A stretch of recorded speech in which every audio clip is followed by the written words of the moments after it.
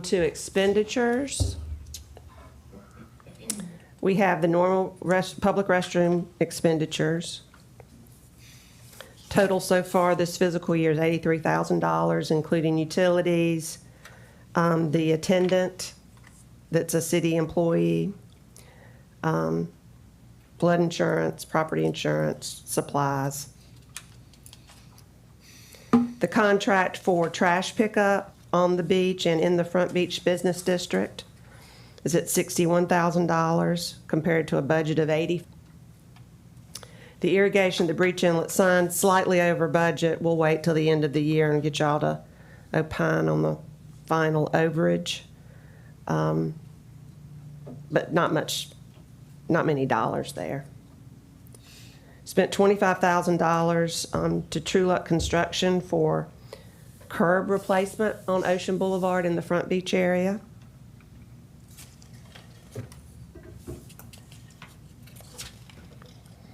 Moving on, you can see the payments to the CVB.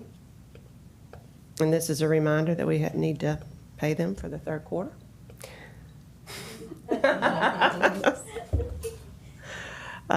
We've made the 75% of the debt service payment on the marina, the new marina dock bond.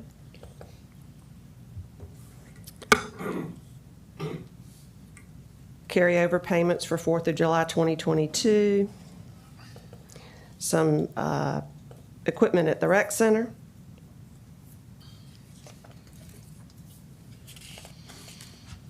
Next page, some costs associated with the Music in the Park event. Easter egg hunt, replacing the Christmas tree. These are all things that we've talked about before. 1/3 of the cost to reconstruct the outdoor basketball courts at the rec, and 50% of the cost to construct 2 pickleball courts. Police body armor at the bottom of the page. That has exceeded the budget, so I think it's on the agenda for y'all to vote on. We can wait till the end and get an opinion on all 3 of those overages. Next page, police portable sign, slightly over budget, and the replacement of the police patrol SUV. Across all departments, the city has seen an increase over budget in the cost of vehicles. It's just the nature of the beast currently.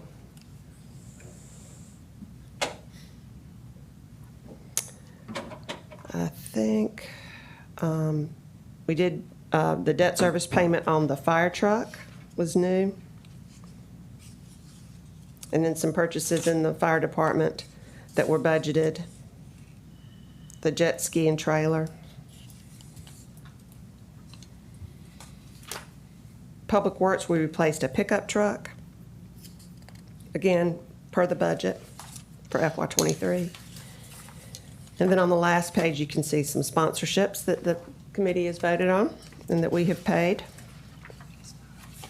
The IOP Chamber, the Carolina Coast Surf Club, and the VFW. Any questions on the financial results? Okay, I had an oversight. I think I should have asked for a motion to suspend the rules of order to rearrange the agenda. Is that?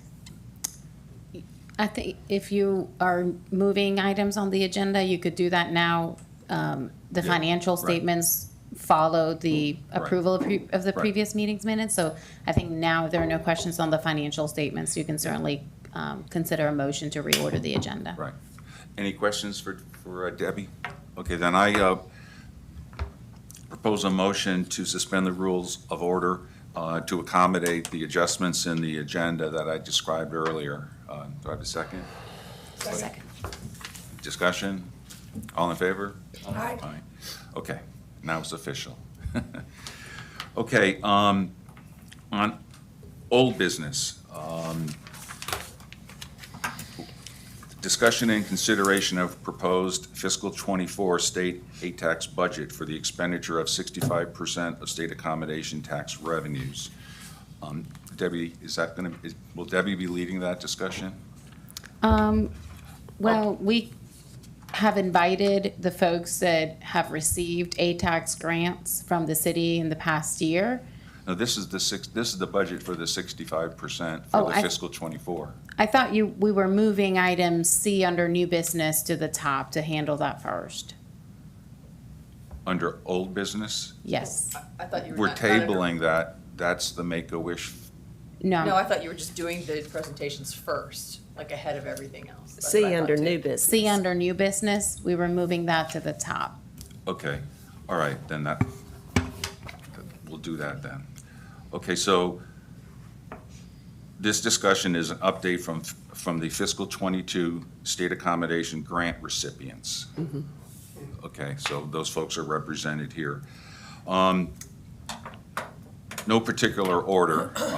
I believe we have representatives from the Lens Program, the Exchange Club, the Chamber, and the VFW.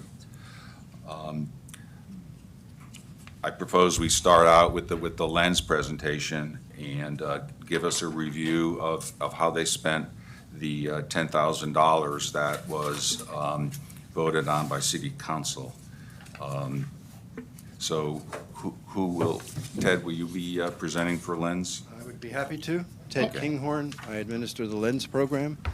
When we last visited, we had made some allocations, and the committee seemed to indicate that allocations could and should be made differently. So in consultation with staff on the administration, we made an allocation and changed our funding, which I believe you all received copies of, directly to 2 police activities.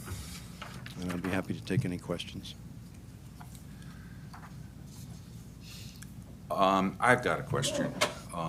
The initial grant presentation and request was for monies associated with tourists' problems and issues to remedy situations where it would directly affect tourists. In going back in the previous meeting minutes, it was said by the presentation that the funds would be used to help tourists who may be experiencing hardship during their stay on the island, i.e. a car accident or health emergency requiring them to extend their stay. And then further, we voted, I think the request was for $5,000.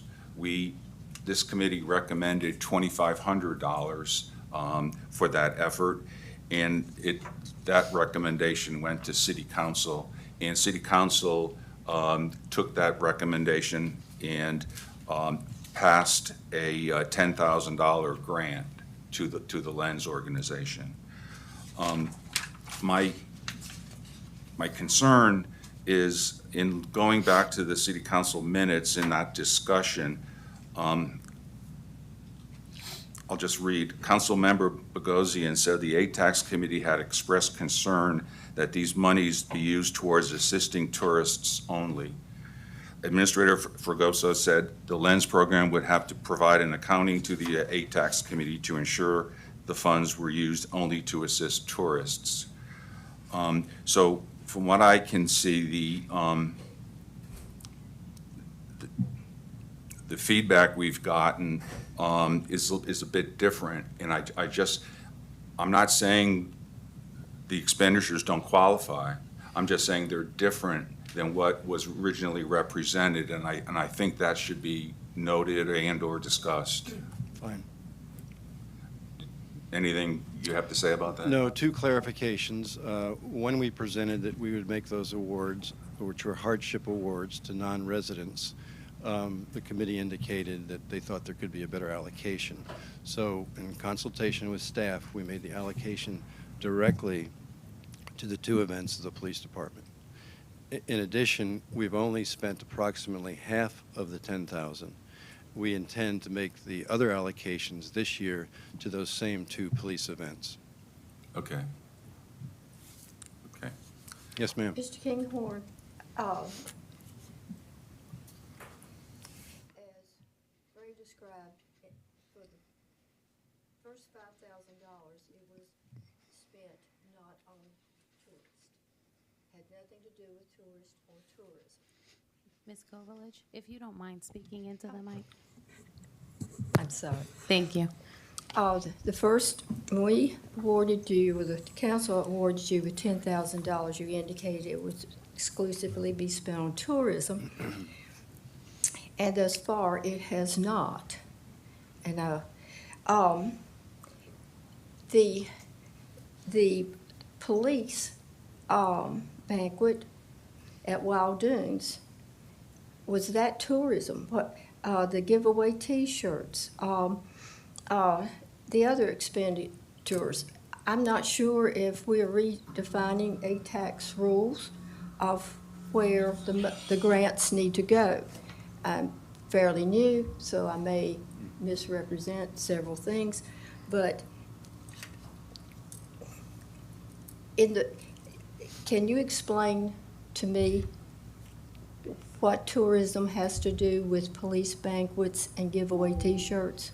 It seems more of a marketing approach.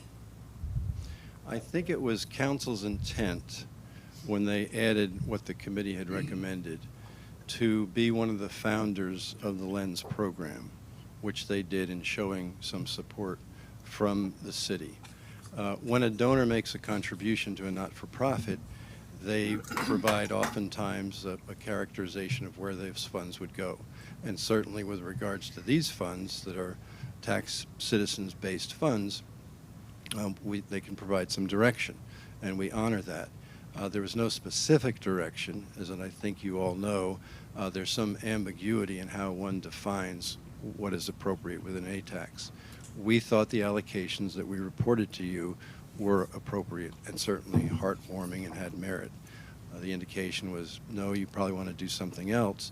So in consultation with the city, they made the final authorization.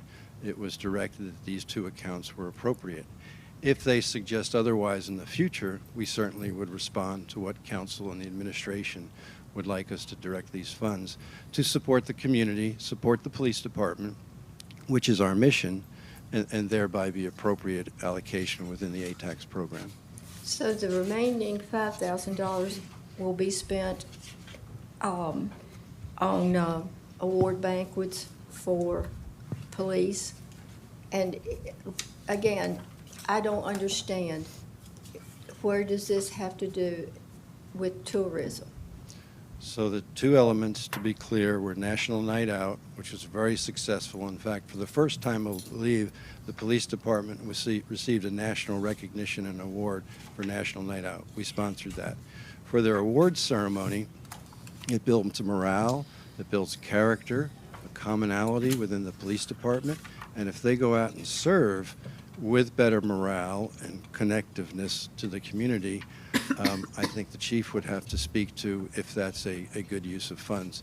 If the city suggests to us where there's another event that comes in this year or a higher priority to fund something and participate with them in that, we would be happy to take that guidance and do that. Any other questions? Well, I would just like to clarify something. Clearly, a tourism expense is a qualifying expenditure. However, also included in the law is language concerning supporting local police activities. And it's pretty ambiguous. It's not really defined clearly, and it's very broad. So regardless of, in any case, the expenditure on a police-related event would still qualify under the law, according to the way I read the law. That's our understanding. Yes, sir. And that's correct. You can see, and we have it later on the agenda when we'll be reviewing the 65% of state aid tax and the proposed budget for the city. You can see that we make expenditures using state aid tax, state accommodations for different departments, one being the police department. And law enforcement and police department activities are supported already and have been for many, many years using state accommodations tax. So it would be an eligible expense, just expanding on what you said, Chair. Right. I think the situation is, original presentation was focused on hardships for tourists. In further discussions with, as you said, Ted, with the city administration, it was decided that to broaden that to include the police efforts, and that's where we are. Well, and the issue was when the applicant came back to this committee to request for additional funding, there was questions about how the original grant application had been made. And the reaction I think we've received from the committee on those expenditures was not positive. There were questions of whether or not that would apply to tourism. And the conversation we had is the law, it's, I guess, more clear when it comes to expenditures being eligible for law enforcement and tourism. And the suggestion was made, maybe the committee and the city would feel more comfortable having those funds be directly tied to our law enforcement. So we advised based on the language of the law. But you are right. I mean, I think that the original application was for the first year of development of this program.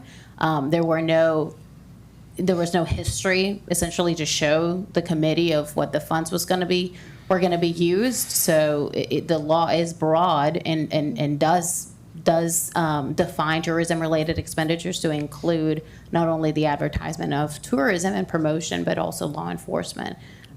So that's why they've made the changes to it, basically in reaction to the expenditures that they had allocated prior, that I guess generated some questions of whether or not would be eligible.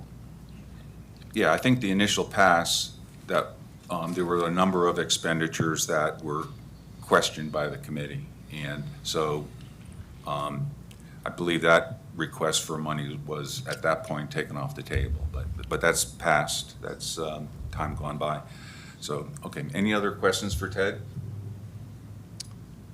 Well, I thank you for all the work you do. We appreciate you, and we will stay in regular contact with city staff and ensure you that the funds will be well spent.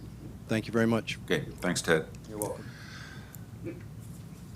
Okay, next on my list is the Exchange Club, and we'd like to hear an update from them. Is George, are you going to do that, or VFW. what did I say? I said Exchange Club. I'm sorry. I appreciate. All right, we'll move to VFW Okay, then. I appreciate your generosity. I've asked our commander to come and give you an update. I know you're asking about the elevator. He has the dates and timeframes and the cost so far. Okay. So, Bo Stallings is our first commander. And again, thank you for your generosity. Thank you, George. Hey, first off, thanks again for the grant of $30,000 for the elevator at the VFW. It's all been a supply chain delay, and I got information. I was supposed to have a letter, but I'll be emailing it to you when I get it from him. Travis Eastwood of American Elevator here in Charleston, local company. They have got us scheduled for June 9th. Everything has been shipped finally, and he's got us on the list to start installation on June 9th. They did come in January and take our old elevator. The new elevator is going to be a hydraulic. The old one was what they call a screw shank.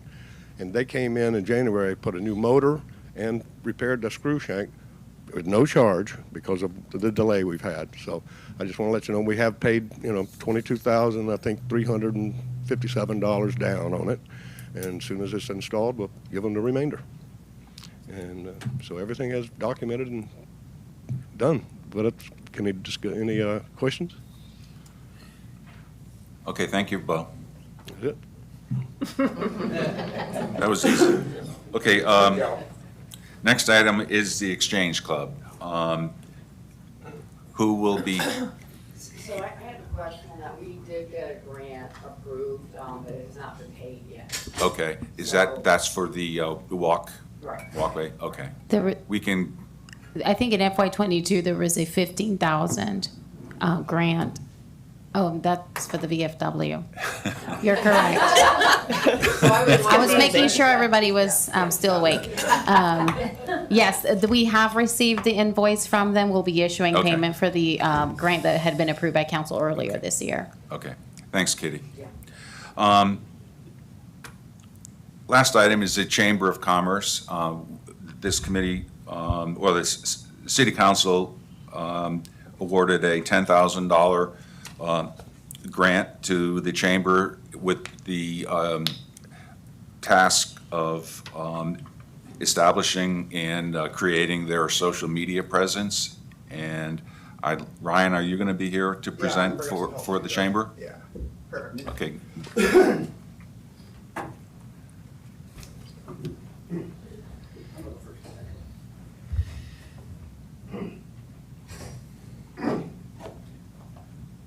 Hey, y'all, thanks for having us. I'm Ryan Buchanan. I'm president of the Chamber of Commerce out here. I actually went home to change out my work clothes and get into, some presentation clothes, and I looked at my shirt.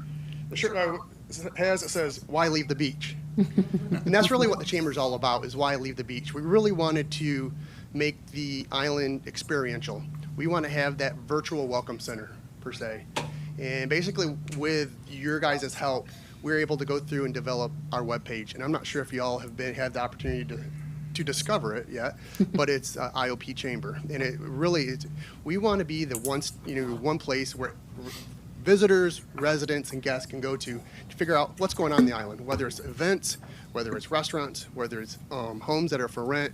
And that's where we want to be, that one-stop shop for that. So if you do that, your help has allowed us to go through and get our website up and running.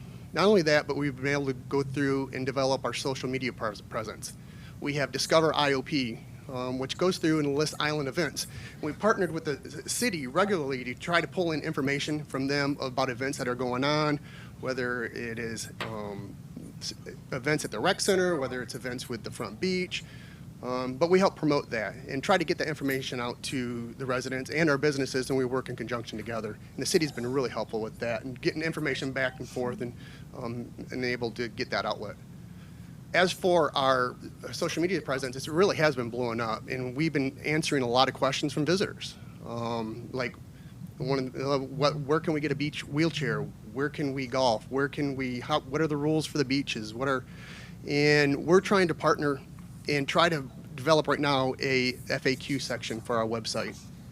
And basically frequently asked questions, because sometimes it's really hard to find that information, and we're going to promote that on our socials as well. So if somebody's going to the beach, they can pull up a FAQ, and it's like, what are the rules? It makes it super easy, super readable, and very, very easily to swallow. So, but we have teeth, and we can go through and show you what your help has done for us.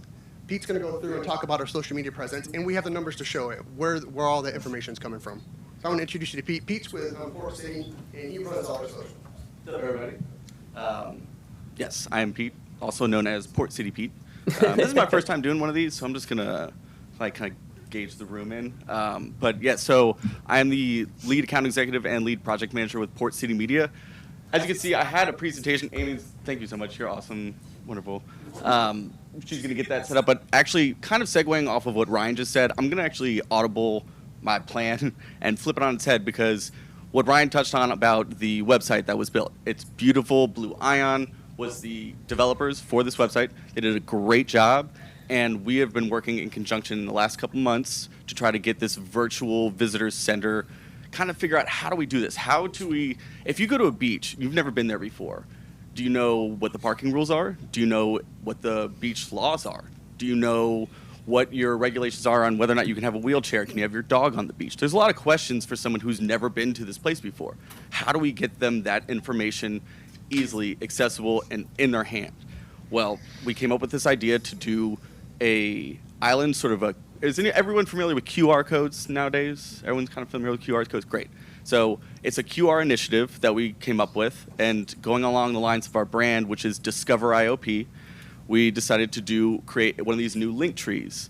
So a link tree is basically, it's kind of self-explanatory. I don't know if everybody's familiar with link trees, but we've developed a QR code so that when someone is entering to the beach, in, let's call it a very populated area, front beach, any of the main accesses, we can have a Discover IOP, and then follow us in Discover IOP. We're still working out some of the beta side of that, but you can scan the QR code. It brings up a link tree, and it's got information about parking, beach laws, beach amenities, beach accessibility, and it's all right there. And the data shows us that almost 80% of people who are getting their information are getting it through their mobile device because people have computers in their hands now. And I'm sure if everybody not here does not have their own social media platform, I'm sure people are aware, Instagram, Facebook, all the good things going on. So what we've done over the last year is we wanted to create with the chamber a source for this social media to be able to get this information out, right? So initially we had to build something from nothing. So we created 2 different accounts. We created one for the chamber businesses that is strictly more about chamber business. Then we have Discover ILP. That's our one that's kind of sister to Explore Charleston. It's kind of the Isle of Palms version, right? This is a way to get all sorts of information out, whether or not it's a local event, whether or not it's a public awareness, whether or not it's just a highlighting a business or a aspect of the island that people really kind of come here to experience. So from here, we can go to our first slide. So what I want to talk about first is the organic growth. Initially, when we get started, there's nothing, right? You don't want to launch anything when you have just like one asset or one image or one thing. You want to be able to have people to be able to scroll a little bit. You don't want it to seem like it just started. You kind of want people to feel like this has been well established for a little while. So initially, we wanted to work on getting our organic growth up. And as you can see, mission accomplished. We've gotten, for Facebook, our reach is almost 200,000. For our Instagram reach, it's almost 20,000. And then you can see from our visits, our Instagram profile visits, over the last year, we've really been doing some great work and gotten some great traction. And this is just the beginning. I mean, Rome was not built in a day, right? So we have to develop this. We have to build a following. And in the last year, we've created we're coming up on 1,100 followers on Instagram alone. Facebook is getting some really great traction. And now that we've actually been able to get some motion over the last first couple of months, now we can start coming into with some paid growth, right? Now that we're taking some of the budget that was amazingly granted by you all. Thank you so much for that. It's very helpful, and it really is the oil to the wheels. Because with these grants and with this money, we can filter in some of this paid stuff that gets a broader reach. We can get out in front of much more people. We can use this for social media ads. We can use this for Google ads. And so you can go to the next one. Yep. So for Discover IOP, for our paid growth, as you can see, a majority of the people who are following us or are located, and you can see where as we're not trying to focus on just here. Because everybody here kind of knows Isle of Palms, right? We want to get in front of the other. We've got 7% in Texas. We've got some in California that are following our stuff. And as you can see, these paid reaches have reached over 200,000 people, and they over almost 400,000 impressions. Everyone's familiar with what an impression is, correct? You know, you drive by a sign, that effectively is an impression. Someone's seen this sign, they might not go turn into whatever that establishment is on the first drive-by, but now they know it's there, and they might come back and check it out later. So you can go to the next one, please. Thank you. Can I ask, what does paid growth mean? So it's a great question. So organic growth is when we are using our accounts without any paid advertisement, right? So, and I get there's kind of a division there. So with the grant money that is paid to us to have us go out and create the content, get the content, send photographers out, videographers out. We've got drone pilots that go out there and get some really great content. The paid growth is when we're actually paying for, it's called a boost when it comes to, let's say, Instagram. You put a certain amount of money behind an ad, and it actually goes out to a much larger audience. Same thing with Google ads. If you're familiar with, when you go on, you go with Google search, those first 4 now, or it says ad next to it, and to scroll down to something that's not an ad, you got to scroll down a little bit because they're paying for their ad to be seen at a higher rate than someone who is not. They have to scroll a couple times to find the person who's not paying. We want to be up with the people who are getting seen first. So all those people who are not paying for ads, they're going to be at the bottom of that category. So once we started getting some traction, we started having some assets that we can really show. Now we feel confident that we can now get out into a broader audience. Now that we've created a local buzz, let's start getting some of this tourism side and bringing in some people that we're really trying to attract to our island, right?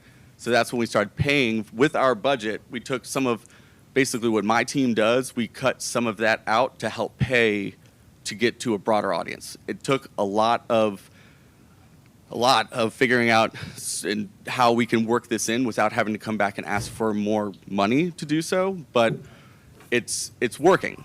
It's working. What we could do with more is, I mean, the sky's the limit. I mean, Explore Charleston, they've been doing a great job for almost 20 years, right? 15, something longer. Yeah, I mean, yeah, I know. So we're there, and I think what's your following count out on Instagram and 332,000. 332,000, and that's over a span of 20 plus years. Since Instagram. We're inside of a year where we've got some great growth, we've got some great buzz, and we're trying to generate more. And we're trying to figure out how we could be more helpful, essentially. You can go to the next slide. It's okay. Any questions up to this point? I understand other than the paid, what the difference is between organic and paid. I have a question about where people saw, Mm-hmm. sorry, I have a question about where people saw the ad. I thought it was just very interesting. The states, which is not necessarily the states where normally people are come from. Just go back to where it said like California and wherever. Just like what some of the reach has been? I'm not sure, but right here. So the the California, 7%. Florida, I get. Texas is usually kind of out there on the periphery, but usually it's, North Carolina, Tennessee, yeah, Georgia, the Ohio, Connecticut. New Yeah, no, we're York. getting a lot of traction. And, I wish this had expanded. This is one of the analytics reports that we can pull from the programs and softwares that we use. That other, which is 71%, that's Right. going to be what that demographic you're speaking of. Okay, it's just, I'm just not quite sure what that graph is going to, says to me, but.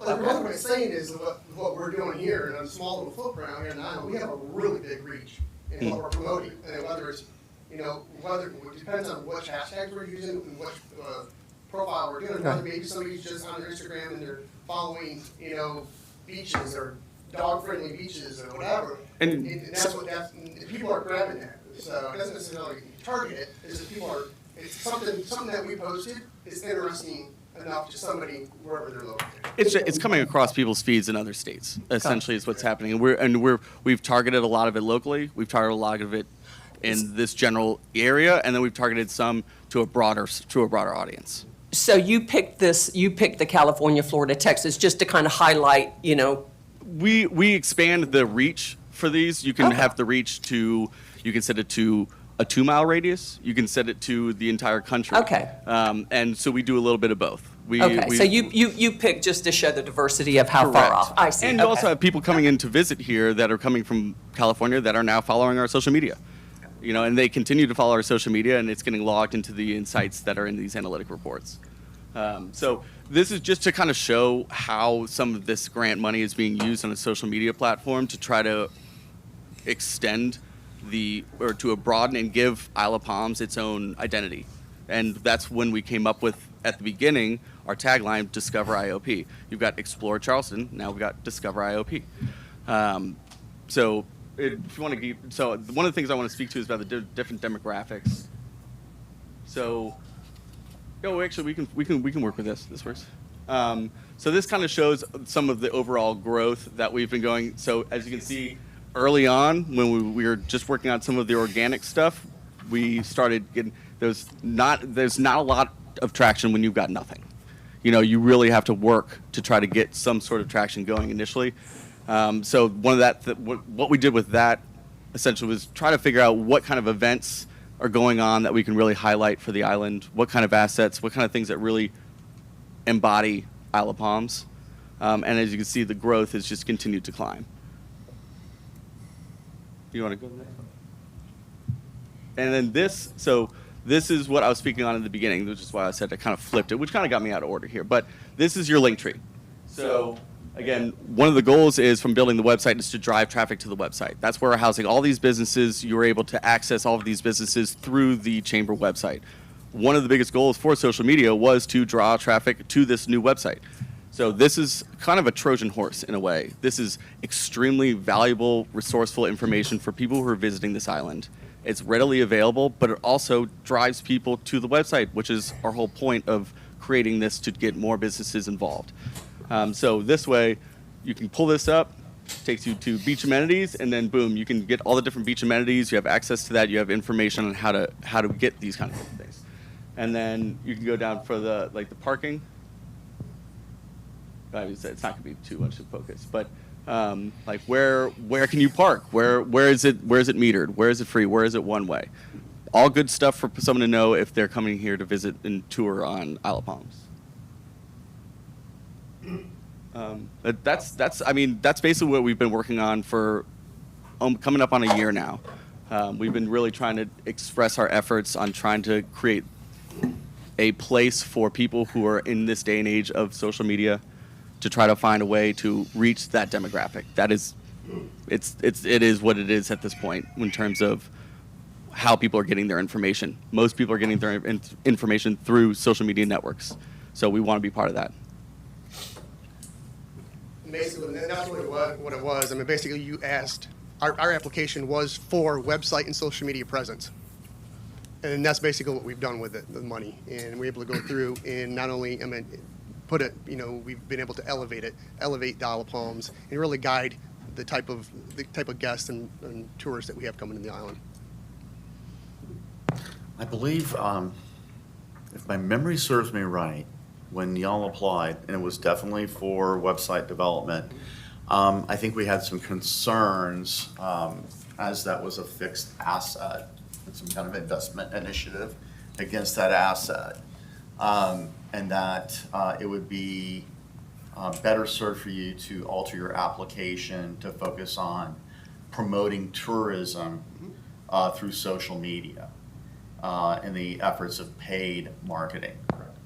Okay, so can you provide me some details specifically as to how much money has been spent on paid and how much of that was spent outside of the internal circle radius, to actually draw tourists to the Isle of Palms?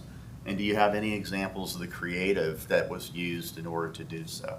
I've got plenty of examples. I don't have them necessarily in this PowerPoint, but we've spent, up to this point, currently active in our second $1,000 push on Google Ads. We've run 2,000 of that, an additional 2,000 on the social media platform paid ads. So that's your Instagram and your Facebook. So this just in total, for the year that the money was to be spent, of the total, how much of it was used in paid media? In paid media? Paid media.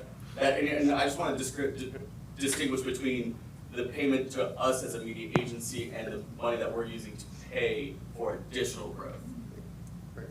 So to pay for additional growth is going to be $4,000. And what we've been doing with the rest is going out and sending our photographers out to get the assets. To develop that media. We need pictures. Nowadays, they're reels, these short little videos. You need someone to go out there and capture this content. Kat was gracious to send us over some stuff when we first started out, some assets that we were able to use that were with the CBB that we kind of used with them. But in order to get our own identity, we needed to come out here and get our own stuff. Oh, sure. No, so we needed to go out and we needed to be able to provide. If you have an ad and you use the same picture for the same ad again and again and again, it starts losing its value. No, I understand that, and the chamber was to have multiple sources of budget for marketing. Mm-hmm. With us basically trying to get y'all some budget to actually promote the island to bring tourists here, not necessarily the foundation or any of the website work. So basically, what we're looking at is. What would you consider to be relative ratio of working marketing to fixed overhead? Yeah, I don't have an answer. At this moment right now of what that would look like. Okay. But I can tell you that what we're doing with what we've got is definitely bringing in tourism. It's geared specifically towards tourism. Everything that we're doing is we're showing what it's like to live on Isle of Palms, what it's like to come here and be be a guest, Cool. be a tourist, or be potentially a new resident. Sure. Any statistics in terms of cost of acquisition, anything like that? I don't have those. No, I do not. So how are we measuring success then? Well, we're through our reports and through what we've been able to provide. But so typically in a marketing campaign, we have goals, Yeah. right? Whether or not it's CAC, cost of customer acquisition, what is it that we're trying to achieve? So that's really my kind of question is, what is the goal that we're driving to? If it's growth, then, what are those yardsticks for growth? What are we putting behind it? What is the cost of that growth, right?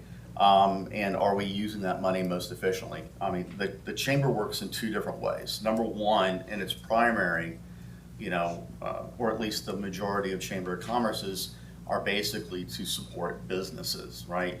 They're not really designed to be, the role of what the chamber is doing in terms of, being our, marketing agency, promoting the Isle of Palms, right? So there's two different things going on there. Right, and I think a lot of people, they go through and you see it whether it's in regulations or wherever. Municipalities try to be like other municipalities. There's like, so-and-so's doing this, we should do this, or so-and-so's doing this, we should do that. Isle of Palms is a unicorn. I mean, and like Mount Pleasant, they have a great chamber of commerce. Theirs is B2B. I mean, they're supporting their B2B. I mean, for us, a lot of our businesses, a lot of our members are vacation rentals, their food and bev, their other stuff, like that. So really what we're trying to do, we are promoting them. I mean, we're promoting their business. And if the chamber's to promote business, we're promoting business through the social media platform. So when you're going through and we're posting pictures, whether it's you're going to the beach, hey, at the end of that, when you're going through, and it's like, hey, on your way back up to your car, you can stop at such and such for Cinco de Mayo. Poppies is a member of ours. And so we'd go through and promote Cinco de Mayo and stopping by there or stopping by any of the other places that we can go through. So yeah, we are promoting the businesses through our chamber. I mean, but we're able to do it and focus and bring in, and we're really directing that, whether we're promoting tourism or whatever. With tourism, we may get tourism out of it, but we are promoting the business. That's our number one goal of the chamber, to promote our business partners. Yeah, and our initial goal is we figured with the amount of businesses that we have, we could at least start with promoting the businesses that are part of the chamber. And that was our first initial focus. And through that, we started to expand as we came into the higher season for tourism. We transitioned to a little bit more of a lifestyle to try to bring in that tourism, which is when we started going into paying for additional reach on some of these marketing campaigns. And whether it looks like it's tourism related or not, but it is promoting business. We really want the chamber and the island to be experiential. Meaning, if you're coming to the island, what are you going to do throughout the day? I mean, you can either go and do a tour down at the marina, an eco tour, or you can golf in the afternoon, or you can have dinner or somewhere else in the evening. So we're really promoting the experiential of the island, and you can do this through our members and our business members. All right, guys. Well, thank you so much. I appreciate that information. Thank you. Any other questions for Ryan? Or, I forget your name. Pete. Pete, that's right, Pete from Port City. Okay, thank you very much. Next item, I want to make sure I have this right because I've gotten confused so far today. But I believe the next item for discussion on old business is a discussion and consideration of proposed fiscal '24 state ATAX budget for this expenditure of 65% fund. Yes, sir. And will Debbie be leading that Yes. discussion? Okay, thanks. All right, folks. So this is the colored pages that I gave you earlier. And these 4 pages are part of the city's big budget that's available online. I could have brought the whole thing, but I figured y'all would rather. Y'all were mostly focused on these 4 pages. I'll start right with the revenues, and I'm just going to go through kind of line by line. I might skip some of the small stuff that is, repeated every year, like the breach inlet irrigation, for instance. But feel free to stop me if you have any questions. Okay. And if I'm droning on and you want me to hurry up, Desiree, punch me or something. Never, Deb. Okay, so starting with revenues. So, y'all have seen this schedule before. It just takes the quarterly payments that we receive from the state. The budget is based off this schedule. So I would just take the most recent 4 quarters that the city has received and multiply that by 90%. We're trying to be conservative with our budget, but not too conservative, because we've had we don't want to under budget by a whole lot what revenues are, because that would impact what we can spend on the expense side. But we don't want to overshoot it either. So we're using 90%, and we're using that citywide on all tourism-related expenditures related to accommodation. So that's how we get the tourism-related and tourism promo numbers. The interest income, again, is based on last 12 months received, but based on my report earlier, we've already beat the budget of $76,000. You know, again, don't want to overshoot it, so we tried to be conservative. Going down to expenses now, general government includes the water at Breach Inlet, includes some non-capital tools and equipment, which if you look on the second page, you can see the detail notes by line item. And that would include add or replace or maintain benches or in our Bunch Park, which is next to the grocery store. Provisions for a marker at Hanbury Park, which is right next to City Hall. And a provision for the addition or maintenance of beach wheelchairs. That's $5,000. Moving down, programs and sponsorships. $95,000 is the budget. That includes $50,000, which is what we refer to in this meeting as the set aside for this committee to make grants to organizations that would come before you during the year. It's just a budget number. So it's an educated guess, but there's no reason why y'all could not award amounts in excess of the $50,000. It would just need to be presented to City Council, which they're going to see it anyway, and understood that it's an over budget item.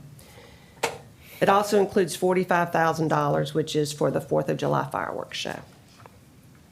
There's an increase of $10,000 in that 4th of July fireworks expense just because we're getting charged more for that show. Moving down, there's $1,000 of miscellaneous. $976,800 is the tourism promotion expense.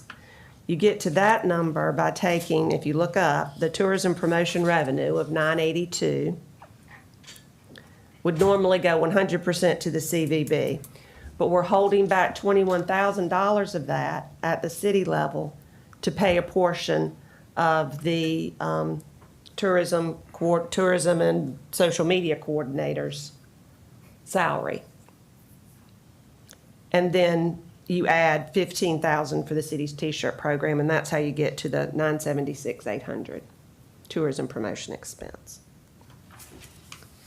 Moving on to police, there's $11,000 to include $7.5 for body armor and the purchase of a second mobile radar sign. I'm sure y'all have seen those around the island for $3,500.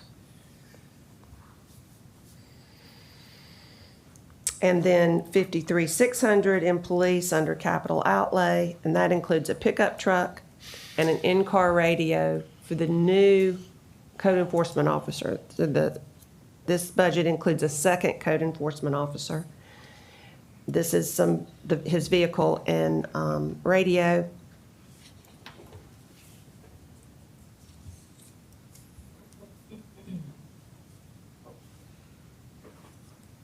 Yeah, okay. Then moving on to fire, we have under debt service principal and interest, that is the annual payment on the 75-foot ladder truck. So that was included in this year's budget. The plan is to make all debt service payments on that truck from state ATAX money. And then in the fire department, there's a $20,000 capital outlay budget to include the purchase of mobile radios for 2 new pickup trucks. We'll only spend this money if the old radios can't be transferred. And under Public Works, there's $7,500 for the annual provision for the front beach trash cans, the yellow garbage cans that are on the beach accesses. And then $615,000, which includes $200,000 for a new Caterpillar trash loader. That's the piece of equipment that gets your yard debris with the claw from your front yard. So we're gonna keep the old one as backup, but this is the new one. Yay. We'll have a double operation on yard debris, which we're very excited about. And it also includes 38% of the cost or the projected cost to improve the Waterway Boulevard multi-use path. That has been a project that we've all wanted to get complete for many years now. Total of a $1.1 million expense. We're budgeting for $415,000 of that to come out of state ATAX funds. And I'll expand a little bit more on that project. This is a project that is tied to our drainage plan.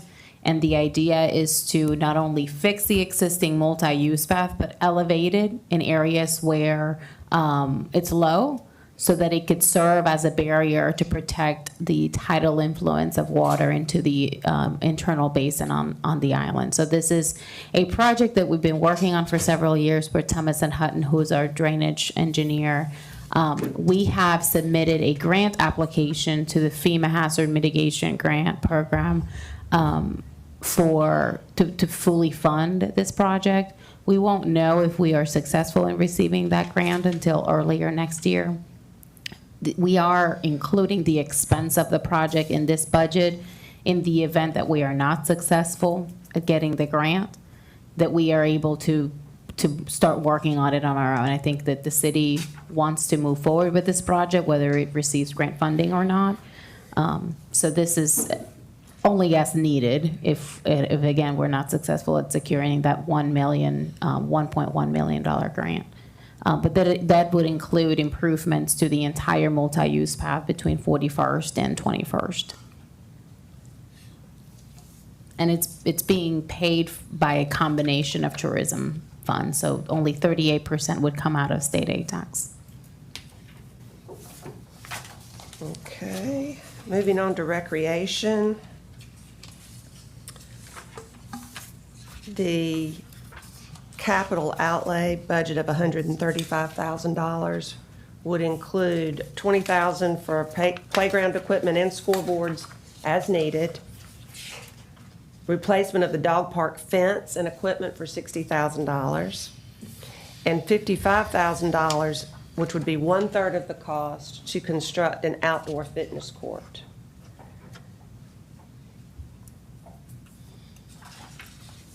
And then special activities in the rec department, these are projects that are typically funded with ATAX money, the connector run, the Easter egg hunt, and the summer music event.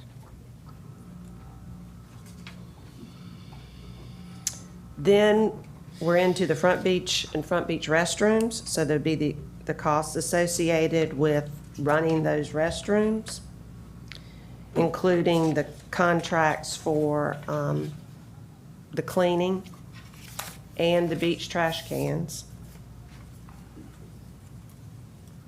And then $70,000 under capital outlay to include additional repairs of another 4,500 linear feet of sidewalk.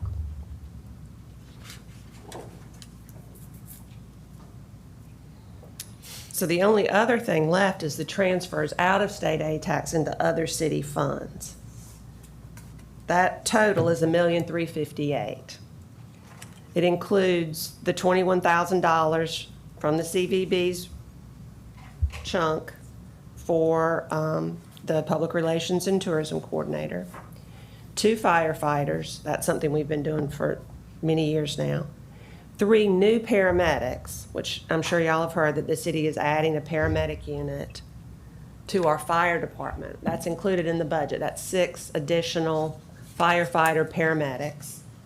So they can act as firefighters, but they are also paramedics. 3 of those, so half of that contingent is funded from state ATAX. A police officer and 100% of the BSOs to include a parking attendant at the marina. $20,000 worth of police overtime. The front beach restroom attendant, which I mentioned is a city employee. 75% of the debt service on the marina dock bond.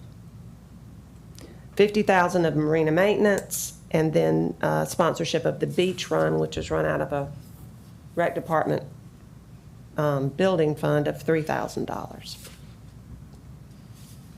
Also includes in FY24 transfers to the marina for 50% of the improvements to the T-dock on the intercoastal waterway, which is $100,000, $50,000 of marina green space, and the construction of a new public dock of $250,000. So that's the total cost of the new public dock will be $500,000. We would be funding 50% of it with state ATAX money. Which is the T-dock? The T-dock is the one behind the restaurant. It looks like a T. It's right next to the public dock. Right at the intercoastal waterway. Yes, ma'am. Right.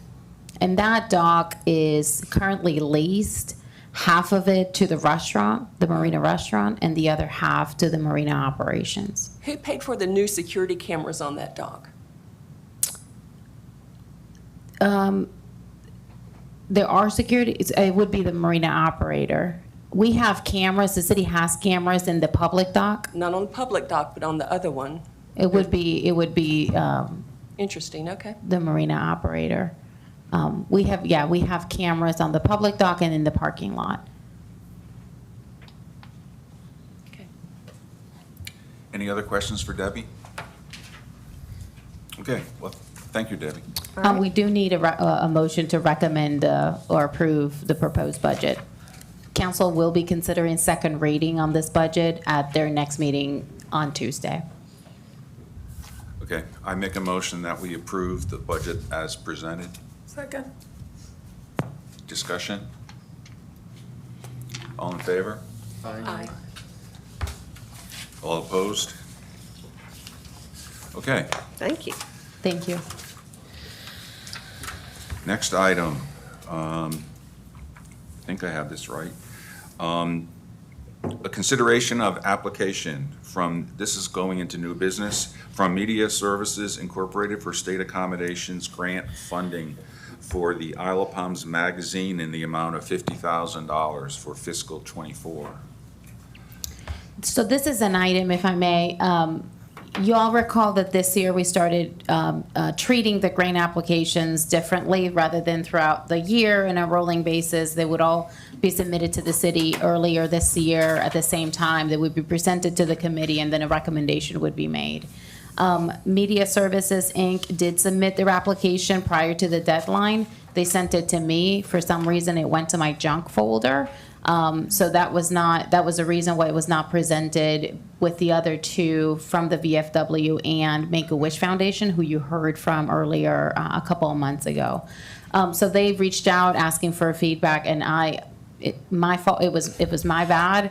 I hadn't seen it, and I've gone back and double checked, and it was stuck in that junk folder.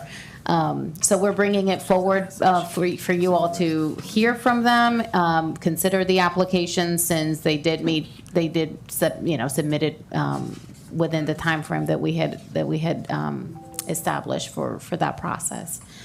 They are requesting part of the same grant application you've heard before. The question had been asked whether or not it was an eligible tourism-related expenditure. And as you can see from where the state code defines what tourism-related expenditures would be, advertising and promotion would be an eligible expense. So it would be up to the committee to decide whether to fund it and if to fund it at what level. And I think we have the folks that submitted the application here, so if you all want to hear from them, certainly Sure. are available to do so. Okay. Sorry, I don't know your name, but you're welcome to make the You guys have presentation. been here a while, so I just want to inject some energy and some interest, okay? Let's start with this. Mr. Macchio, if you make sure you speak into the mic. Thank you. Thank you, Desiree, by the way. Sure. Y'all have been here a long time. I've been listening, so I'll try to make it quick, but I got a lot to talk about. Hopefully y'all are familiar with Mount Pleasant Magazine. I'm a member of both chambers, the one here and the one on Isle Palms, or the one in Mount Pleasant, Isle Palms. This is by the way, our Shem Creek edition. Let me start by saying I'm really humbled to be here. I mean, I really would hope you guys will see some value in what I'm about ready to talk about.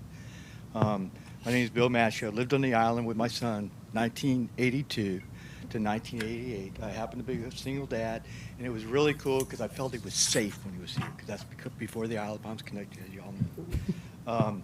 This was when I really formulated my roots for the Isle of Palms. That was a long time ago, I know, but if you got strong roots, they don't go away, they only grow, right? So before I continue, I want to say this, that we are applying for a 501c if that's necessary. If you guys decide some of these things I'm going to tell you is important, I'm not going to request any money. I don't want any money until I meet your requirements. My life work has been publishing. I'm deeply passionate about the craft of putting words on paper and words in digital. I love to talk about the Isle of Palms. I've got the Isle of Palms magazine. I did it for several years. I don't know if you all remember the Isle of Palms magazine or not. It was a flip magazine, Sullivan's Island on one side, Isle of Palms. And I will tell you this, we're going to go into this rather quickly. Charleston, the South Carolina Welcome Centers loved the magazine. And they always asked me for more. So I want to put that in play because it's about getting tourists here and the best way to do it. And it's about being accountable for what you do to get them here. And my proposal is based on only one thing, promoting the Isle of Palms. No other thing, just the Isle of Palms. Custom publishing. Beachside, I've done beachside rentals. I've done Jimmy Carroll's, up and down the coast. A lot of the people in Edisto and stuff I would do. So this is not a custom pub, but in a sense it is, because it's just for the Isle of Palms. The generating more heads in the beds. So this is already been a QR code. I want to do for the Isle of Palms what I did for Mount Pleasant. And that QR code goes to the website, Desiree, where your lodging is. So this sends the people that use the QR code to the Isle of Palms website, iop.net. When I did this for Mount Pleasant, I also did rack cards. Let me share this with you. The rack cards were 4x9s, and I sent them to the CVB. Here it is. This is what I'm looking for. This was them. One side was about the Mount Pleasant magazine. The other side was a QR code that I did just for Mount Pleasant. I also ran it in Mount Pleasant magazine. We can document hundreds of people that scan that in and where they're from. And we had, I think, 26% of them were from New York. And I believe in the feeder markets. We have to focus on the feeder markets, not on markets beyond the known feeder markets. I also ran and would do this for the Isle of Palms.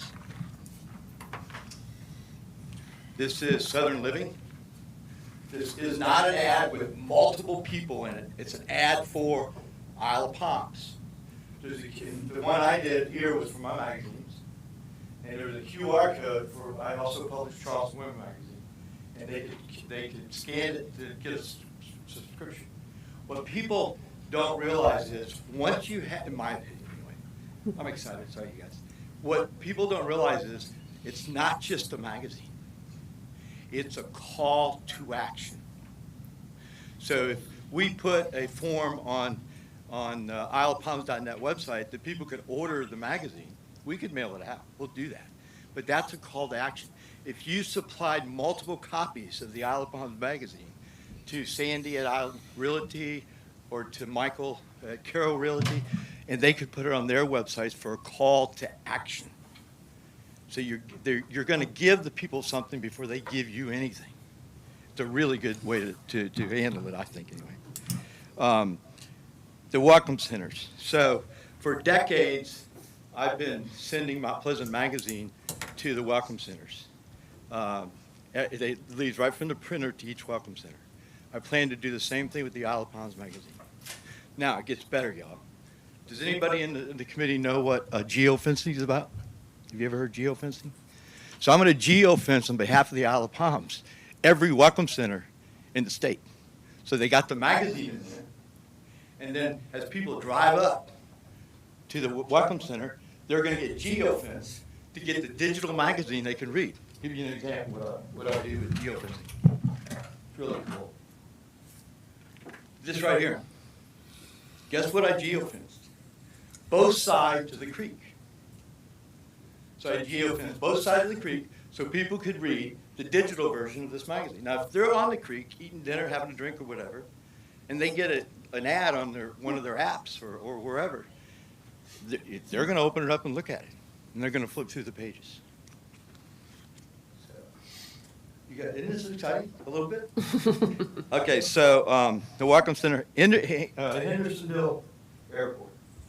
And I couldn't tell you why, y'all. Sometimes you just have a gut feeling. There's so much synergy between where we are in the Low Country and Hendersonville and Asheville that I built. According to the airport, there are no, the guy I've been dealing with there for a long time, there are nothing being distributed from the Low Country. And this is the only kiosk that's there that has only Low Country information in it. It gets picked up, like they're always asking me for additional magazines. In each one of the magazines, when they come off the press, I'll send hundreds to the different welcome centers and, of course, to the airport. So my proposal, you'll see it in there, is to send magazines to the airport, to the Asheville airport, and also to the Spartanburg Hendersonville airport. And remember, y'all, this magazine isn't part of a magazine with other things in it. This is an Isle of Palms magazine about the Isle of Palms. I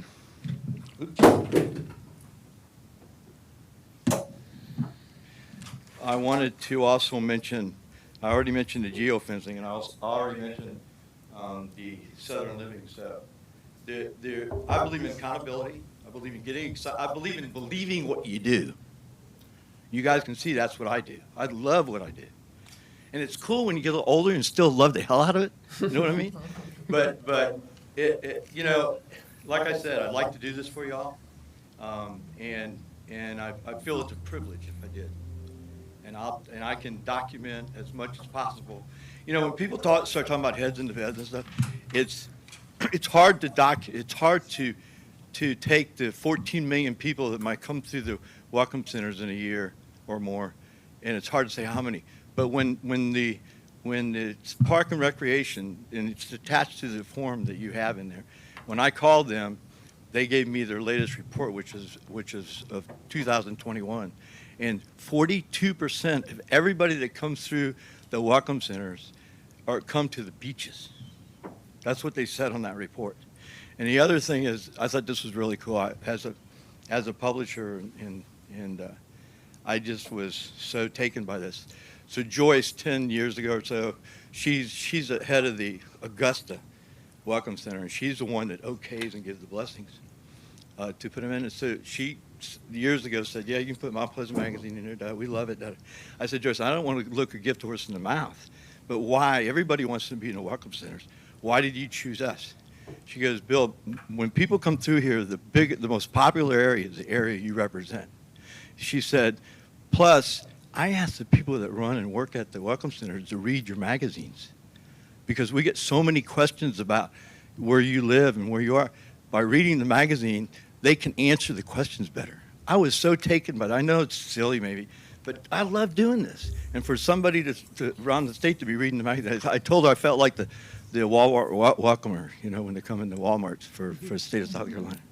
Anyway, I know I'm running at the mouth. You guys have been sitting there a long time. If you have any questions, let me know. I have a question. I figured you would. Thank you so much for No, the, thank for the you, man. information. So something's definitely piqued my interest a bit. So when you're referring to the Mount Pleasant magazine and sending them to the visitor centers, right? You're publishing Mount Pleasant magazine how many times a year? 6. 6 times a year. So let's just take one edition that's covering for 2 months. What's the quantity that you're shipping to these visitor centers? I work with Boone Hall and a couple of the other places to figure out where the traffic flow is to the state, and I know which ones are more likely to come here. So that's the one I'll distribute several hundred at, and sometimes more. And then the other ones that have less traffic that will be coming directly here, I will send them less. Okay. So if I understand this, if it's a highly targeted visitor center, I'll send about 900. 900, and that's basically for 2 months worth of traffic. And before COVID, I was sending more, but the cost of printing, that's why we're so into the geofencing and our digital magazines, because the cost of printing has gone up 35% just in the last year. Right. So that's why. Okay. The geofencing, like this issue of Mount Pleasant magazine, this issue right here, I bought a mailing list of 132,000 doctors, New York, Connecticut, and in Ohio. See, now that's what you were talking about earlier. We know those are feeder markets, right? And then out of that, I had 36,000 email addresses. So we are sending an e-blast to them I'm not going to do all the ones we have in email address, but I'm going to do 5,000 in each state to see the open rate and what's going on. And then when I see that, I'll know to go back to that list that I haven't done. So it's all about digital readership. Once you have this, we're a content farmer. If you guys haven't seen it, go to IOPmagazine.com, IOPmagazine.com. There's articles in there that will just, I mean, who at the board, who of y'all knew that there was a 9-hole golf course on Sullivan's Island? There was a 9-hole golf course on Sullivan's Island. The airport, even the airport, it wasn't here that long ago. I mean, it wasn't, developed that long ago. There was an airport at the end of 29th Avenue. So that kind of stuff people like to read, and I like to publish. You got any more questions? I think that covers it. Thank you very much. If y'all need anything. I've got a question. Yes, ma'am. Again, I'm going to play a newbie. Isn't this what we pay CVB for, marketing? I mean, I want to understand. Our ATAX money goes to the CVB for marketing. Is this a duplication? It sounds like a duplication of our marketing. The city's designated marketing organization is Explore Charleston. There is the option for the city to pay using the 65% dollars for additional promotion and marketing. So if you all wanted to support additional marketing through another agency, certainly eligible to do so. So this is completely separate from CVB. Yes, ma'am. This is another layer of marketing. Yes, ma'am. I just want to make sure that I understand. Also, too, is media services, is that a profit or a nonprofit? That's why, ma'am, that is a profit. And that's why my second thing I brought up, when we're in the process right now of doing a 501c or 501. Mm-hmm. And I'm not asking for any money. I don't want any money until I meet your qualifications. And that's what we're in the middle of doing. Well, on the request, you asked for $50,000. Yeah, but I don't intend to take any money. Not until I do the qualifications. I can't take it. I don't want to take any money. It'd be illegal for you to give me money. Okay, so just to be clear, the 30% fund, which right now CVB is designated as the sole recipient of that, requires that the group, the entity that's being paid, be a nonprofit. So that then takes that off the table in that fund anyway until a nonprofit exists. Correct. To contend for that money. And then the 65% would qualify if city council determined that was appropriate. But we just went through the whole budget for fiscal '24 and it's not in there. So I don't think you're ready. In like you said, you haven't formed your nonprofit entity. Right. So I'm having a hard time understanding where the money would come from. That's why until I do the 501c, it won't, Okay. But I wanted you guys to know about me, and since the CVB is right here, it's really important for me to let them know, and for you guys understand, that they do a job, and I think they do a really good job. The biggest challenge right now is branding. Charleston is branded. Helen and her team has branded the heck out of Charleston. Okay? After a brand becomes really strong, then you can think of how to approach other things. Because as you're building your brand, you do business one way. After the brand is strong, you do business another way. And could be your other way. Does that make a little bit of sense? So, can I ask a question? Sure, go ahead. Okay, Barbara. so right now you are a for-profit business. I am. You're selling And these I'm ads. applying for a 501c. So what happens to the people who are paying for ads in your magazine when you become a 501c3? They're still going to be paying for ads? They'll still be paying, but they'll be paying to get this right here. It has nothing to do with the Isle of Palms magazine. The Isle of Palms magazine, when we sell ads in there, we help to support. That money I've asked for does not come close to paying for this. Doesn't even. It's maybe a third to a half, which I will document everything we do, so that the $50,000 doesn't pay. I mean, this right here costs well over $50,000 to produce.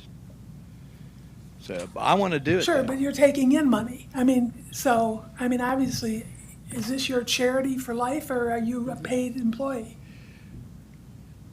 Say that again? Are you doing this out of the goodness of your heart as a charity, or are you part of the economic picture of the magazine? Do you get paid? I see a value here to the residents of Isle of Palms, and I see the readers wanting this, because I know what the different welcome centers always ask me for more Isle of Palms magazine, more than any other magazine I publish. They wanted more Isle of Palms magazine. This is the way for me to provide that if I had your backing for part of it. And then when I go out and sell an ad, they'll know that it's for a nonprofit, but they'll also know it's for their city. I give to nonprofits all the time. Nonprofits come to me at Wando High School, the Wando Warriors, the band. They're always asking for money, and I always pay for ads in their program and stuff like that. So, what did I answer your question? Not really. Okay, Do you get paid? I do get paid. Okay, so and I'm all good capitalist for profit, but I don't see this as funds that ATAX should be giving to a for-profit business. No, I know. Then we've got SIP Magazine, we've got the Island Eye, we've got all sorts of people that are promoting Isle of Palms. But none of those that I'm aware of are in the welcome centers in the Asheville Airport or in the Hendersonville Spartanburg Airport. I have no idea. No, they're not. I assure you that.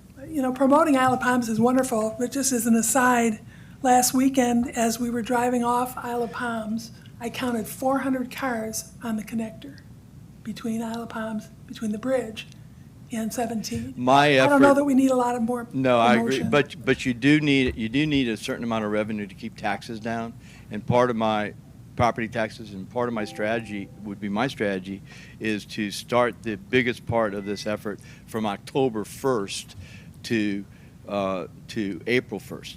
That's when I would do the most effort, because that's when more people are because when I lived on the island, I had to make sure I didn't leave at a certain time or come back at a certain time because of the Right. traffic.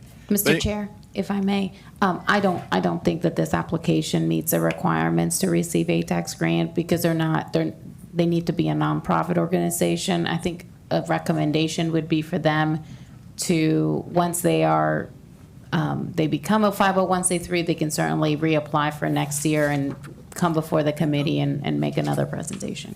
Yeah, I would agree, and I think also an alternative approach would be for you to work with CVB and determine if they feel the opportunity merits them putting some of our money towards it. You know what I Well, mean? that's an We're interesting already approach. paying them $1 million a year, and they're doing all kinds of different activities.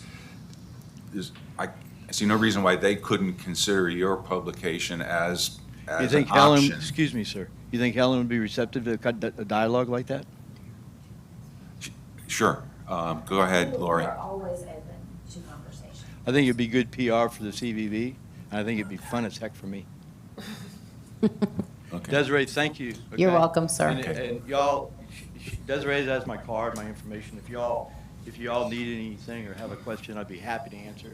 And I really do appreciate you listening to me, and I would consider it an honor to serve like I do Mount Pleasant. All right, thank you, guys. Okay, thank you, Bill. Okay.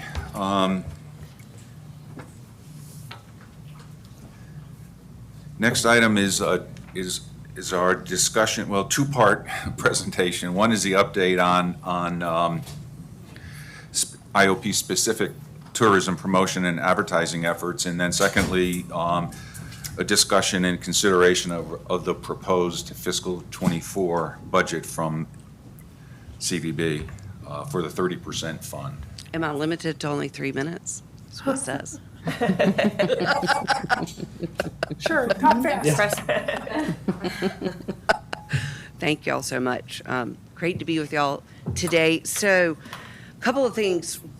We've been so focused on getting ready for today. There are some wrap-ups in here and some examples and reporting on what we have been doing, but I would much rather come back to y'all with a full fiscal year report when the fiscal year's over, if that's okay with everybody.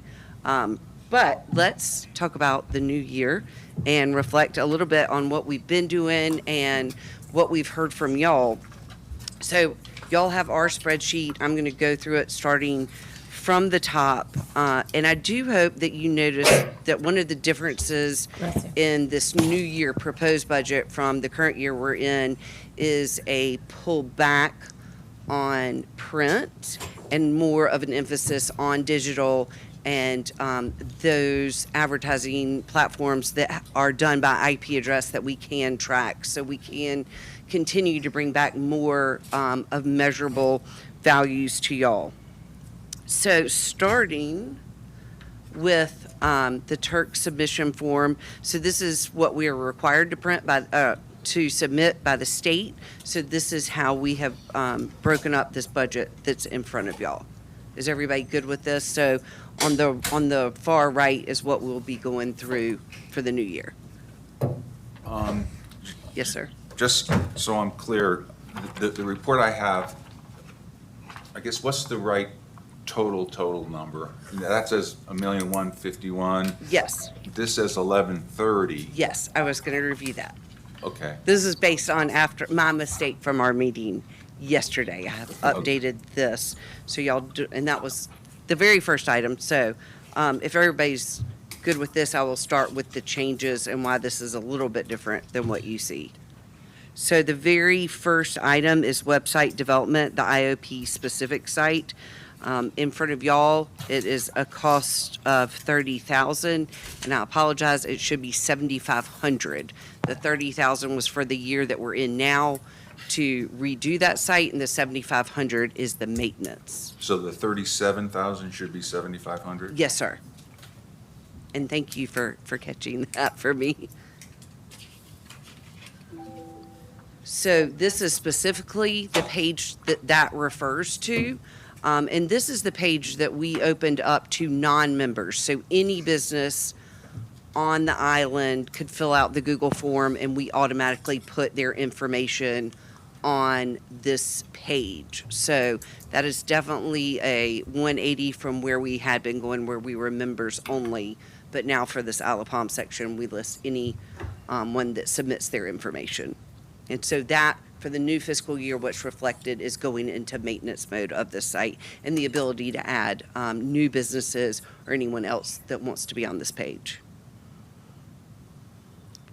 And then the next line item is reflective of, this is the current beaches site, which is a huge traffic driver. We're actually, as I like to say, blowing this site up and rebuilding it, which after confirming yesterday with Blue Ion will go into the new fiscal year. But this is a complete and total overhaul, and I look forward to sharing way more of this with you and having it much more user-friendly, much more useful, and as well as booking all types of accommodations, because that's really our goal, is to focus across the island, book as many room nights as we can, whatever those room nights reflect, whether it's resort or short-term rental, vacation rental, in the need months. Is that the 17,467? No, sir, this is, oh, yes, sir. Yes, sir, thank you. I'm looking at your column now. That is that. Okay. Okay.